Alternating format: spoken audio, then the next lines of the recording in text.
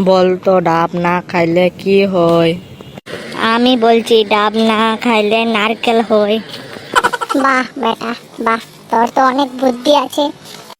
আমি বলছি একটা মানুষ 365 দিন না ঘুমিয়ে কিভাবে থাকতে পারে? 365 দিন কেউ যদি না ঘুমায় থাকে সে তো মারা যাবে। কেন মারা যাবে? ও 365 দিনে ঘুমাবে না, রাতে ঘুমাবে। বাহ বেটা বাহ, তোর তো অনেক বুদ্ধি আছে। বাহ, কথাটা তো ঠিকই। আমি একটা বলতো কোন পাখি উঠতে পারে না? মরা পাখি উঠতে পারে না। সবাই চুপ, স্যার আসছে।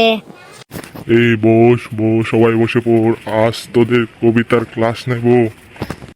কবিতা ম্যাডামের ক্লাস আপনি নেবেন কেন স্যার? আজকে তো কবিতা ম্যাডাম আসেইনি।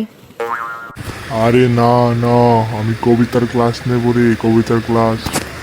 গেটু তো তাই বললো, আপনি কবিতা ম্যাডামের ক্লাস কেন নেবেন? আচ্ছা মুশকিল তো, আমি তো কবিতার ক্লাস নেব, কবিতা ম্যাডামের ক্লাস কেন নেব, বুঝলি তো? কবিতা ক্লাস নেবেন না তো কোন কবিতা ম্যাডামের ক্লাস নেবেন? আমাদের স্কুলে তো একজনই আছে কবিতা নামে। আমাকে কিন্তু আর রাগাস না, বুঝলি? আজকে প্রেশারের ট্যাবলেট খাইনি। তাহলে বলুন স্যার, কোন কবিতার ক্লাস নেবেন? স্যার কবিতা মানে আজকে আমাদের ছড়ার ক্লাস নেবেন স্যার?